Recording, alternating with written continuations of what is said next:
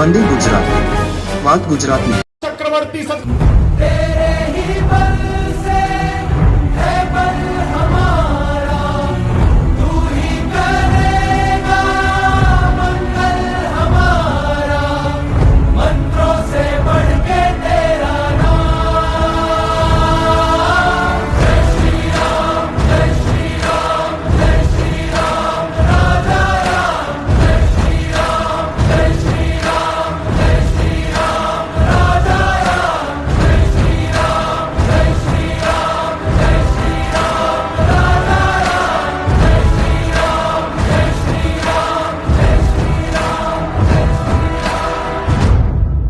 જી, મારું નામ રવિ ખરાડી છે ને હું સુરતથી છું ને તમે જોઈ શકો છો કે અયોધ્યામાં પ્રભુ શ્રી રામનું જે જન્મભૂમિ છે ત્યાં 22 તારીખે ભવ્ય રામ મંદિરની પ્રાણ પ્રતિષ્ઠા મહોત્સવ છે। તો એના માટે સમગ્ર દેશમાં એક અનેરો ઉત્સાહ છે।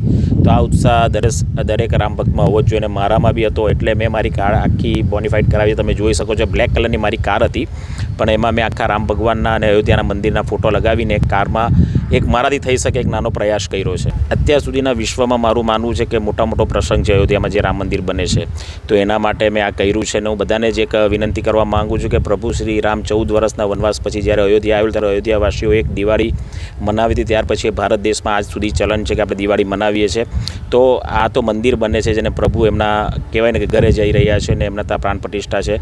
તો 22 જાન્યુઆરી આનાથી અતિ ભવ્ય કે ભવ્યમાં ભવ્ય આપણે દિવાળી કરતાં વધારે ઉત્સવ મનાવીએ એવી દેશવાસીઓને હું અપીલ કરું છું।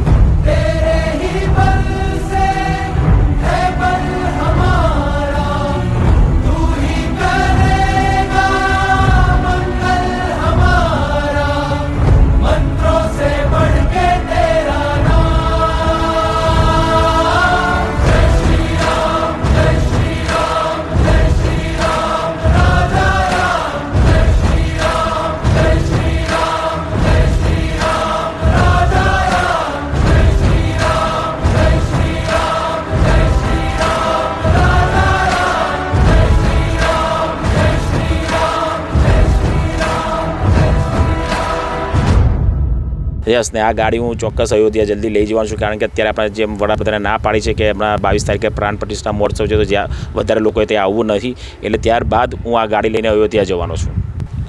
સમય અને પ્રાઇઝની તો વાત નહીં થાય, કારણ કે આપણે એક રામ ભક્ત છે, એટલા માટે બસ જે થયો તે નાનો એક પ્રયાસ કર્યો છે।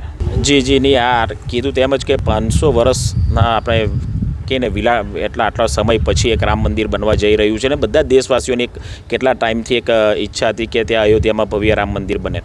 એના માટે મેં આ એરિયા કાર પર એ કર્યું છે ને લોકો દેશમાં અલગ પ્રકારે ઉત્સાહ મનાવી જ રહ્યા છે, તો મેં એક મારો નાનો પ્રયાસ કર્યો છે।